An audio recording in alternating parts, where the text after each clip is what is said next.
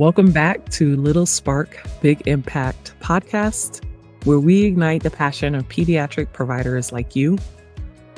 I'm your co-host, Mika Mitchell, here with my co-host, Joe Schreiber. And as pediatric providers, we play a pivotal role in a child's development. We educate the support system that empowers caregivers, and we celebrate every victory, no matter how small.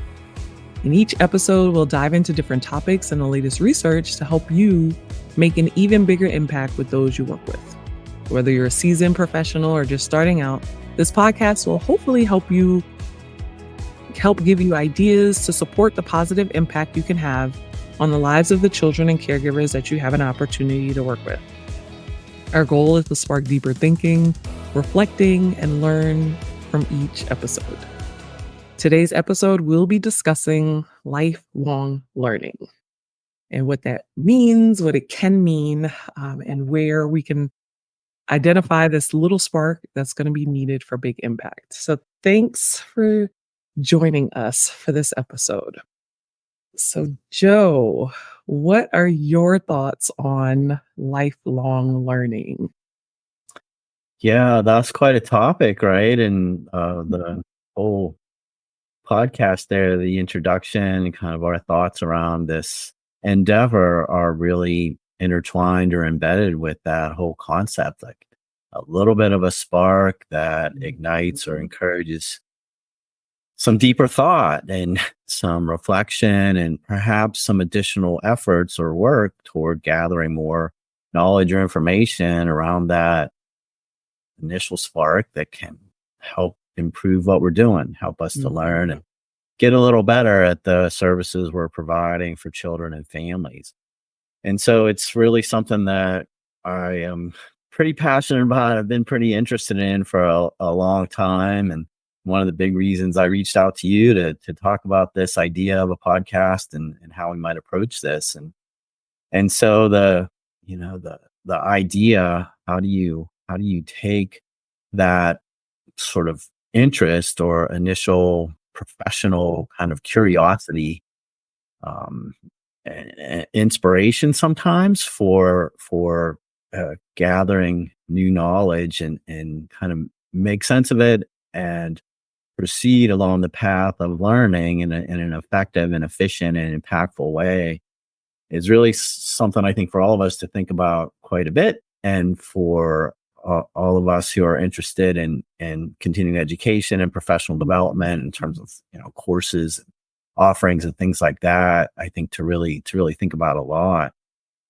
So I reflecting a little bit on my own kind of career and professional journey, that lifelong learning has been something that it really inspired me right from the start. I mean, I started in pediatric physical therapy in 1986, 87. And when I went through PT school, we had a little bit of we had a pediatric course and it was fine. I didn't do a pediatric clinical, thought I was interested in a different career path and really had an opportunity early on to try pediatrics. And I really liked it a lot, loved it, and quickly realized I needed to get a lot smarter if I was going to be as effective as possible. And so I, tried to learn as much as I could in those early professional clinical experiences from people that were more experienced and more knowledgeable than me.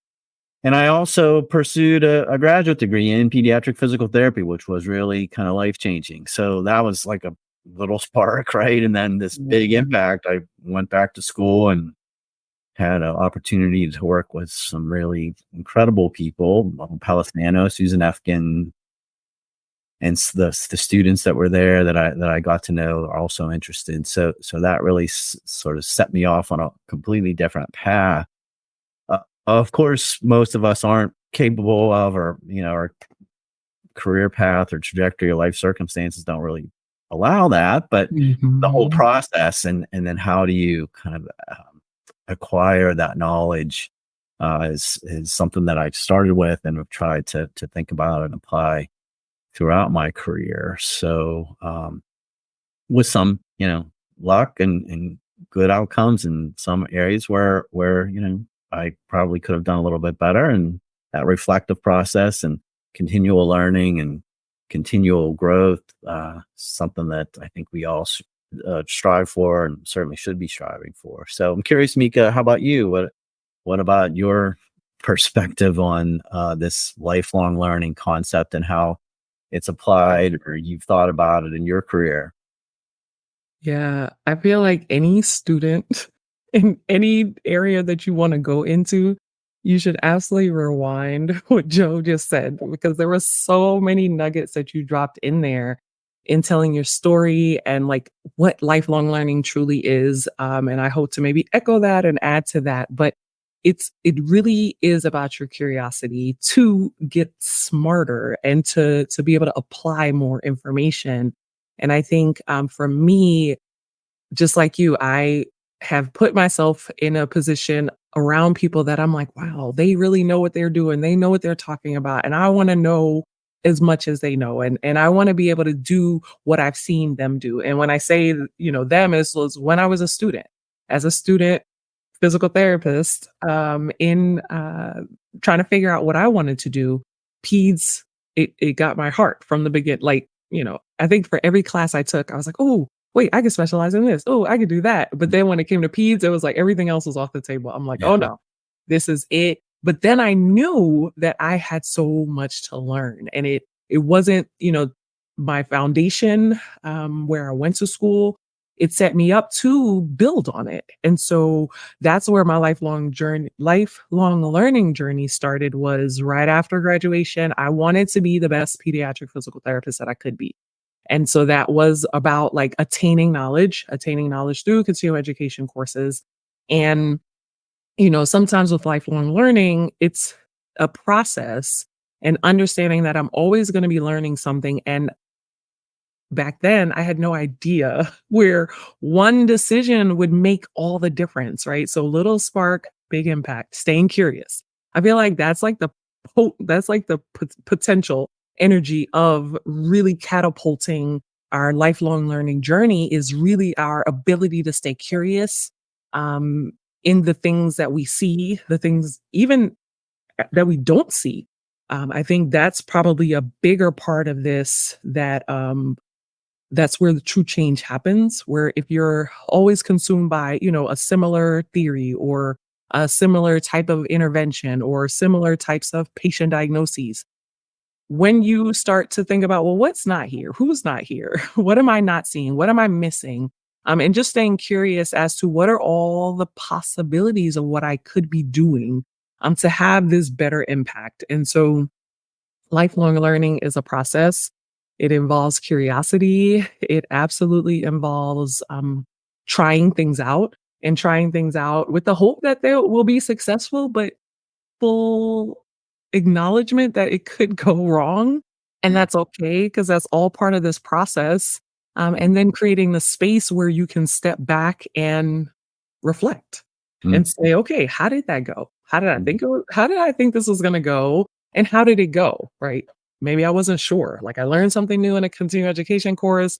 I learned something new at a conference, and and so, like, honestly, I force myself to, as soon as I learn it, if I can apply it like that next week, that next day, the next time I see a kid, when it pertains to clinical practice, I want to try it, mm, because that's learning, right? You have to be doing, you have to be a doer, you have to mm, explain it, you have to go through it. And I think, our ability to know that it might tank.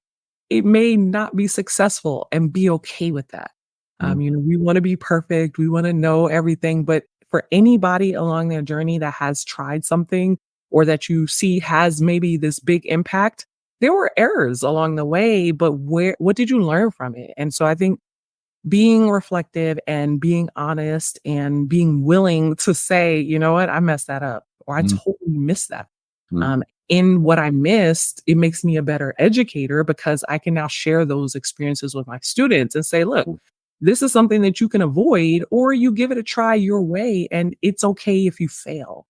mm, And so I think all of those elements incorporate lifelong learning, and the um, just knowing that one step, one choice can really make the difference, even if you don't think it's a big deal, right? It's like, oh, mhm, I want to try this intervention. I want to share this point of education. I want to give this resource to someone, something new that I learned, and it could absolutely change the trajectory of your career, Mm.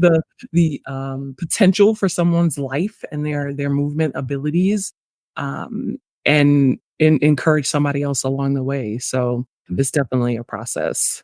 Yeah. Yeah, I love that phrasing, learning's process. Sometimes we think of it as, go to a course and somebody up on the stage says something and then you learn it and then, Absolutely. go on your way and everything's, Mhm. but it's Yeah. that's not how we all learn, right? Mhm. There's Yeah, always if you this. keep it in your head only, it does nobody any good. Yeah, yeah, yeah. Yeah, you have to apply it. Well, Mhm. so you don't have to apply it, right? You have to think about it first because sometimes Mhm.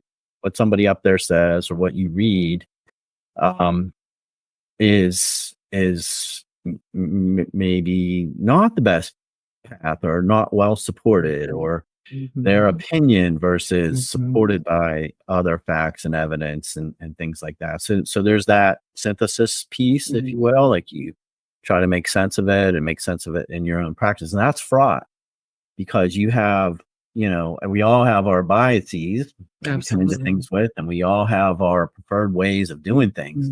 Mhm. So that, the default is, especially if they're really challenging us, ah, I'm not, that's not That's right. a Or great that point. doesn't, nah, I don't. That's a great point. So,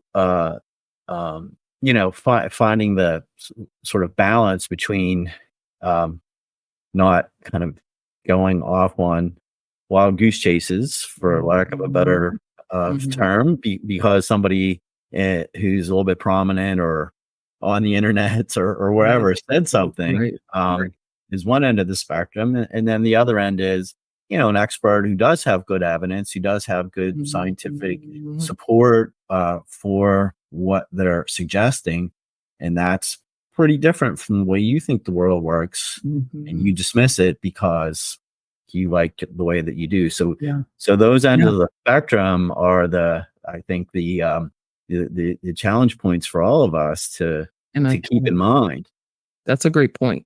And I think part of this lifelong learning process is who do you surround yourself around and what your ability to check one, your bias, but check for the thing, when I said before, what is something new? What is something different? And having that curiosity of, I haven't heard that before. Now, have you collaborated with? Who have you connected with?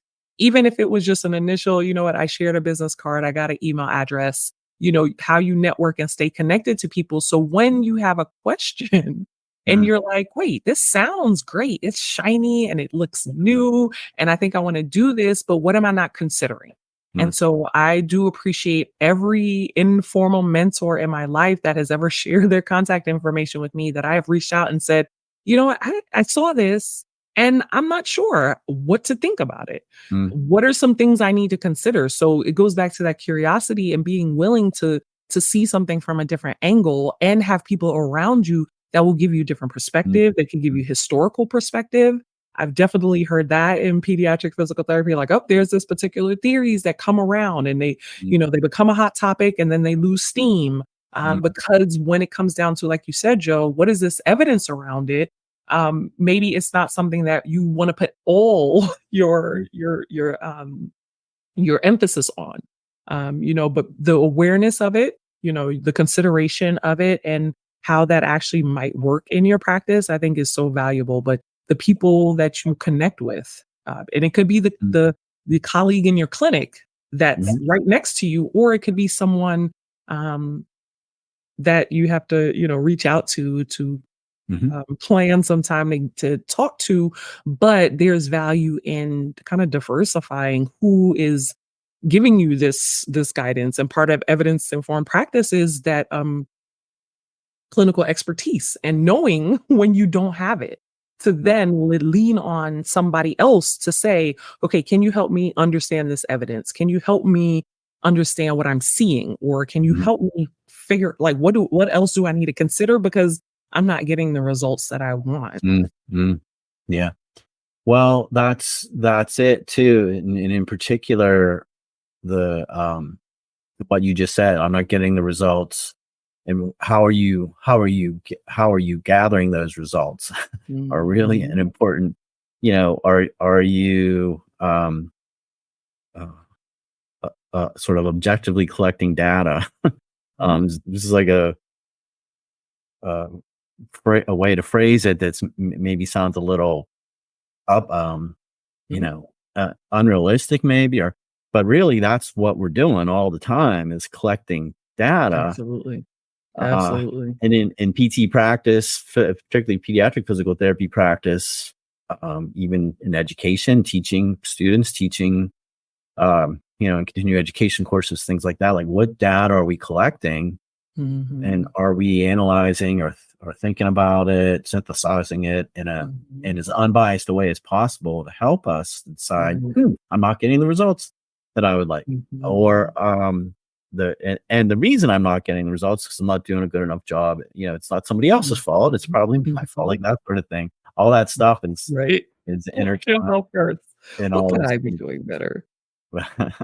Yeah. So if in the identification of the sort of the problem, like this isn't going as well as I would like it to go. It doesn't. It feels like Mhm. there's room for improvement here. Mhm. So how am I going to go about the process, like you said earlier, of learning, gathering information, and then continually kind of reflecting and evaluating on whatever changes I make, Mhm. to see where it goes or what impact. And I love that piece of it. If you have um like a community of practice is the phrase you might read about Yeah. in literature, like Yeah.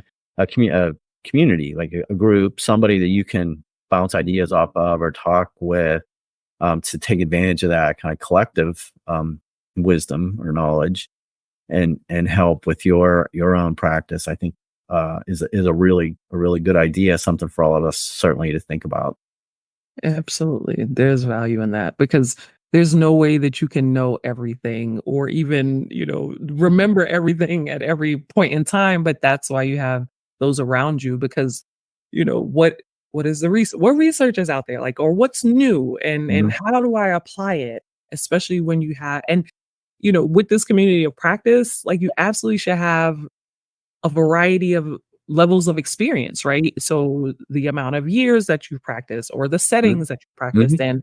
in, and that then even informs it the more. And if Yeah. this could be a collective conversation, then it Yeah. enriches it even more versus like a siloed or one-on-one conversation. So I think all of those considerations are helpful in an individual's ability um, to grow.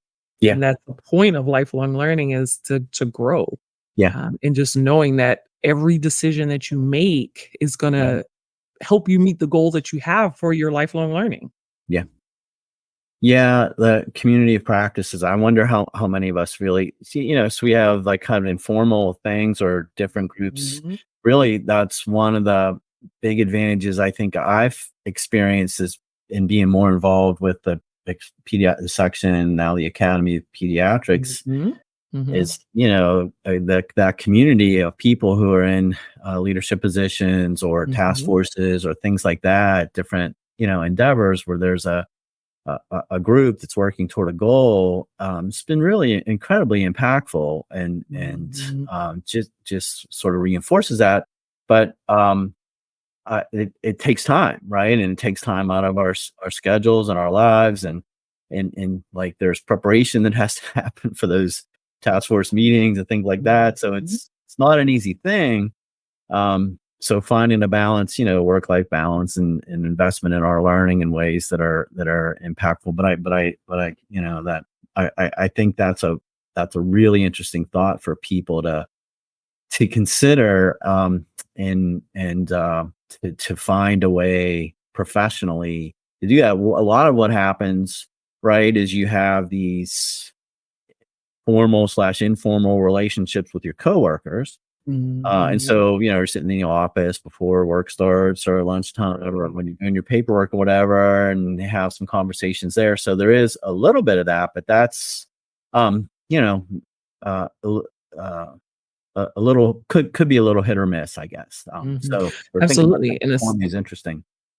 especially if then you're the only peds provider, Well, right. or if there's just maybe one or two of you, then you get in that mindset like, "Oh, we're thinking alike, and it is all the same," and, so really and leveraging those professional groupings, right? So any kind of pediatric special interest group, looking at Mhm, interdisciplinary as well, because you gotta add in your other, collaborators, like, I wanna hear from the OT perspective, the SLP perspective, yeah, if I have a patient that is from a different region or just mhm, has a different first language, like those things, like how do I navigate that? And so I think as you grow your network, for every interaction that you have with a patient that sparks, I, I need to know a little bit more about a thing, you mhm, then can sit, and this is what I do. I sit and I'm like, okay, who can answer this question for me? And so in the past year, I've had moments where I was at a loss and I'm like, all right, I don't know the answer to this. Yes, I can go on the internet. I can go do a lit search and I can see what the evidence is out there and I will do that. But who can I call to at least steer me in the right direction? Who mhm, can I email that will at least give me something to consider as I navigate the other information that I find? yeah, And I'm so blessed and appreciative of those humans that are yeah, like, yeah, this is what you need to consider and this is what you need to do, and so in multiple areas of my life, right? It's not just clinically, like all the other yeah, multifaceted parts of who I am as a human being. yeah, And so kind of to your point of this lifelong learning process, it um it varies. It will take you on different paths, but you have to find the time. Well, no, you have to make the time. I just had this conversation with somebody else recently. You have to make the time to say, you know what, I can give an hour a month. mhm, I can give an hour a week, mm, or maybe for the first quarter, or, like 3 months, or maybe I need the summers off. Like there's a way that you can set the boundaries of when you're willing to explore and stretch and learn and grow, but then also where you need to fall back and say, you know what, this moment in time with my family or for mm, myself, I need to take a break. mhm, And I think that's okay too. Like you can't be on and, it can't be 365, mm, is it may not be realistic, once you leave PT school or PTA school. yeah, But how do you cycle this back into your life and knowing the people, who will be your people to really help you to grow? yeah. Well, it's not. This is supposed to be a commercial for PT Learning for Practice, but that's the business that I started, and it's Yeah. really focused on just this professional development, continuing Mhm. education, and the setup of the courses. So we have journal clubs, and we also have sort of content based courses that are really focused on this sort of community of practice of build, Mhm. including a group that's interested in a similar topic or content area, and having discussion and interaction based on the whatever the sort of goal of the group, the objectives of the course are. And to me, it helps to build just what you're saying. Like you have Mhm. to devote a little bit of time to kind of Mhm. preparing for those conversations and then participate in them, and it really sparks the learning and the connection, and it's a way that to add some sort of structure Mhm. to this learning process. And I feel like it's the a really important aspect of learning is to do these sorts of things. So that was kind of the Mhm. inspiration for the business, and to support the not just the knowledge acquisition, but also the synthesis and the thoughts around application, maybe some tools for application and reflection, to support that next aspect, which is actually applying things and reflecting on 'em just like what we're talking about. To have that impact. Yeah, and there's value in being able to do that over time. Yeah. Exactly. because that Yeah. also is like one way how you interleave your knowledge and how you space out Yeah. this practice is what helps to cement your acquisition and your ability to retain it and to process it and to apply it. And, Mhm.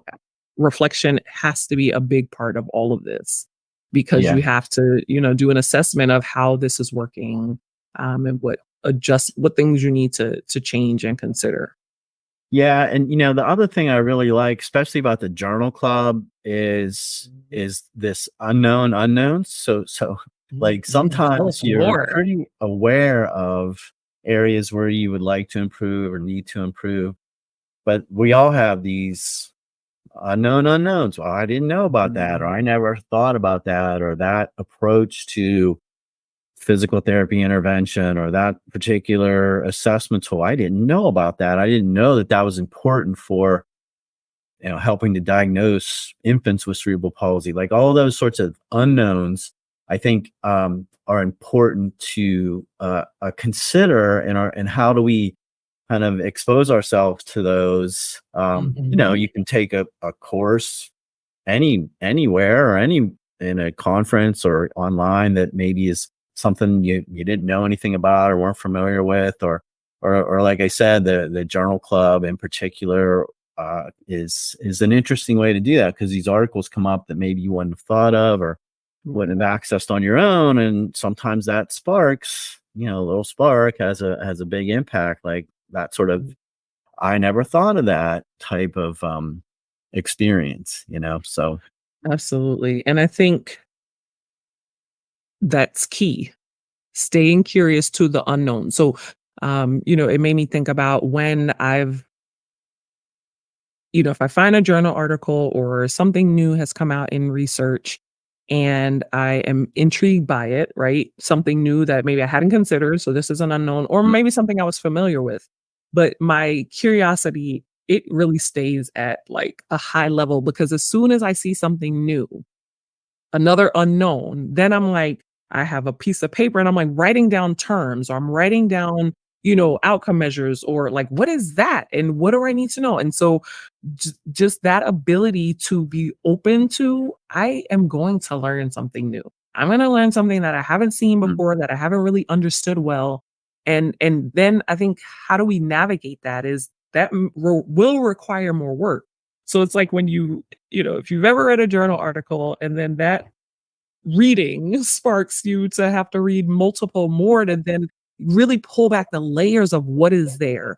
mhm, And I think that is the small spark in my life, my curiosity to peel back these layers, mm, mm, then has given me success in being able to teach and to mm, explain because for everything I read that I'm like, I don't know how to explain that word. mm, Then I gotta go look up that. What is that? What does mm, that mean? And what does that mean in this context? And could it mhm, mean something else somewhere else? mhm, And so I think just really leaning into the unknown unknowns because then you can really open up what is in front of you and really know how you can apply it or should you apply it. mm, And then have confidence in your decisions. I think this lifelong learning journey will give you the confidence of, you know what? I have done my due diligence to understand it is to my best ability. mhm, mhm, Because I've leaned into all the things that I didn't know before. And now, oh, we can have a whole conversation. And then I can bring that to, the next discussion. If it's a journal club, if it's a special interest group meeting, there's a new outcome measure that's come out. It has been adapted. And I'm like, I want to learn more. Somebody tell me, explain this to me. What are the differences? Why are we not talking about it? Right. So just really leaning into teach me something new. mhm, Like I want to yeah, learn something new if I'm going to have to go keep learning. Right. mhm, mhm, Like I don't want to just review the things that I feel like I already know. What's yeah, the fun in that? yeah, yeah. That this all like the knowledge translation or knowledge to action cycle or process that is first kind of defined in the model Can or we talk framework about that? Are we is gonna go into that? is Because I'm excited. yeah, this is from an article by Graham et al. It's from 2006, so it's been around for a while. But the framework I think really holds up and is really interesting, and it really reinforces the what we've been talking about here. Mhm. The knowledge creation piece is the foundation, the underlying um, part of the process that Mhm. we're sort of talking about is this. I need to be better at that, or I need to read a little bit more about this, or I need to talk with somebody in my network who has some more experience or knowledge about this because I'm not doing as well as I could. There's room for improvement. So that identifying a problem and then identifying and reviewing knowledge, gathering knowledge is, how do we go about doing that? And traditionally, it's been continuing education courses, things like that. Of course, Mhm. reading textbooks, or more often reading research articles, evidence, things like Mhm. that. And so the synthesis, analysis of that. But then I think the hard part starts because you can get that new knowledge, but Right. the actual kind of translating that, applying it to your own circumstances is a perilous path that takes a lot more Mhm. time and energy maybe than we expect most of the time. So you have to sort of apply it, think about barriers that you have to that new knowledge, new practice, whatever, and how to navigate those, and then monitor and evaluating, reflecting. I think you mentioned earlier is in that kind of assessment, that Mhm. unbiased assessment, and then sustaining, and it's a cycle. So the cycle never ends, right? So professional development and lifelong learning, it's an ongoing process. And those arrows up the left side in particular, really help to establish whether or not this gets sustained or applied, or it just kind of lives in the back of our brain somewhere with a few synapses that doesn't Mhm. really end up having a real impact or change. So this is it's been around for a while. A lot of people talk about knowledge translation now. There's been a lot of research and evidence developed around that, and kind of supporting this as a framework. But I think it's also really just helpful to keep this in mind in our own professional development processes, and where we might run into challenges or have to think a little bit harder, work a little bit harder, or spend a little bit more time with our colleagues and Mhm. network on the outer circle, so to speak, of actually applying things.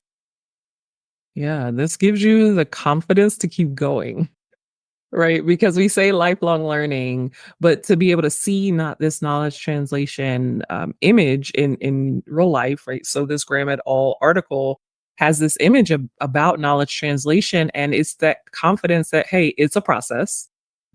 It You work your way through it at your pace, at your timing, because there are so many elements that impact how it gets truly applied, right? Mhm, So, um, barriers could be a big thing. And sometimes the barriers are the humans that you're interacting with, or just even mhm, your opportunity to use this knowledge that you've gained. Maybe you've learned something in a particular patient diagnosis and then you don't see that. Or you learned it with a particular intervention for an impairment and you haven't seen it yet. mhm, And so that's where, being kind to yourself, I think, is part of this mhm, process and kind with others. Because mhm, if I am gung ho about my ability to be a lifelong learner and my willingness to do that. But maybe my colleague is like, look, I'm here for this job and I really want to put all my energy into my life outside of this. And so, that could also be a barrier as to how programs get implemented where you work. And so knowing that these process exists and it's proven to show like this is how this research enters practice. mhm, And so if it's taking longer, it could be where the points in time where, maybe we don't understand it. Maybe these barriers are too big and this isn't the time. Maybe we have to shelf it and come back to it later. mhm, Um, and just really kind of go through and look at what are some of these things that either help this to have this impact or that are hindering. and leaving this in a smoldering phase of this spark that you were like gung ho about, and then you get your light dimmed because the people around you are like, Mhm. "That's not, we're not interested," right? Um, Yeah. Yeah, for sure. That's part of the assessment, the local context and the barriers, and that those first steps maybe require a little bit of attention, or mm, if people aren't as open, maybe, gradually you kind of building that is the barrier, building their interest or their curiosity, or their kind of willingness to be open to this idea is a part of the process that you need to spend a little more time on, or focus a little bit more on mhm. before you get the spark to turn into a bonfire. Yeah.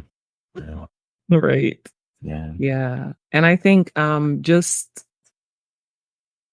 being willing to go through the process as it manifests, right? So sometimes we get discouraged and we might get frustrated with ourselves or other people or the circumstance. But if you see, like, hey, I'm looking at this image of a cycle, that in itself tells you, like, it's a cycle and it's okay for wherever you are in it, as long as you keep your eye on the goal, and collectively where you are, it's something that can manifest over time. If you get Mhm. shut down, maybe you have to imagine it and maybe just Mhm. apply it for yourself, right? Because Mhm. sometimes we want everybody to be Mhm. partakers of the things that we want, Yeah. but maybe it's really for you to do your self work. You go through this knowledge translation process and see how it works out for you. Then you might become the content expert or the Mhm. that person that somebody will come to once they get used to the thought, the idea, the application of it. And so sometimes we have to do this work on our own, but then Mhm. sometimes it can be in community, and within a system that you're working in. So I think there's two elements to this as well. Yeah. Are you willing to and are you able to implement the things that you've learned in a journal article, in a, um, new knowledge that you've gained through reading or looking, uh, attending like continuing education courses or conference sessions? And then where do you go from there? Mhm. Mhm. Definitely. Yeah, that's probably a good spot to end on, right? Because it is like the learning, the process is Yeah. both an individual Mhm. endeavor and experience, and then as you gain some knowledge in that area, or experience, or passion for it, then you want to share, Mhm. right? So then it Right. becomes a little bit more of a collective, and how to go about supporting that is an important thing to think about too. Yeah. So, any last thoughts or encouragement for lifelong learning? Maybe, where have you persevered and where it was difficult, or just anything that you feel like would be a hopeful spark for somebody on this journey? I think there's been so many really interesting things. I think the two that really stand out is this idea of curiosity, and having that kind of ongoing, active curiosity that inspires you to be better, to do a little bit better. If you can think about that as your what is driving your learning, and not so as much, oh, I have to get so many CEUs, so I have to take Mhm. this, I have to take a course, and here's a course, I can do this quick, and check it off. To me, that's not nearly as rewarding, or motivating, or impactful as if you are curious, and inspired, and open to the whatever it is, the new learning. I think that's a much better way to go, and I hope that's what we can inspire with this podcast, and Mhm. how we're approaching things too. So, yeah. For sure. Yeah, I think being okay with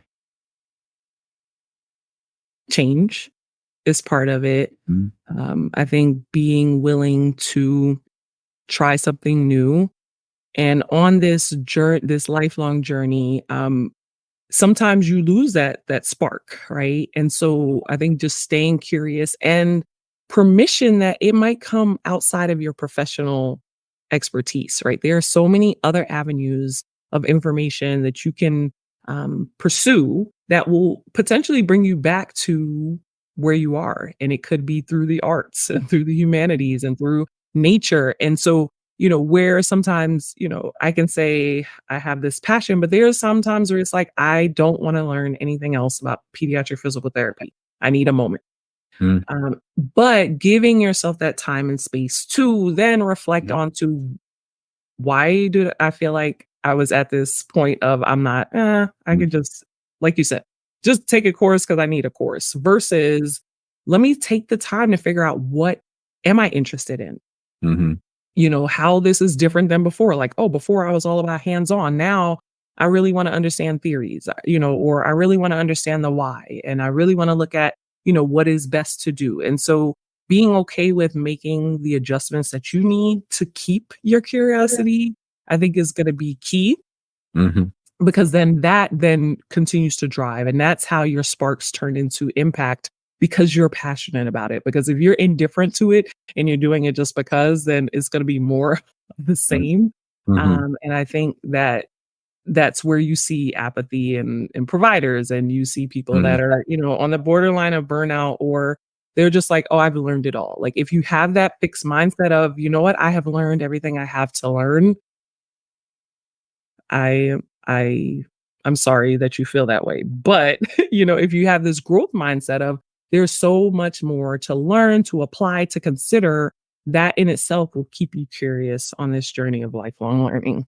So Mhm. hopefully something that was said will kind of spark something that was already there in you or something new for you to consider and you can lean into this what is your lifelong journey plan? What is your trajectory? And just knowing that any one decision can really have a big impact in ways that maybe you didn't realize. So thank you for joining us for a little spark, big impact.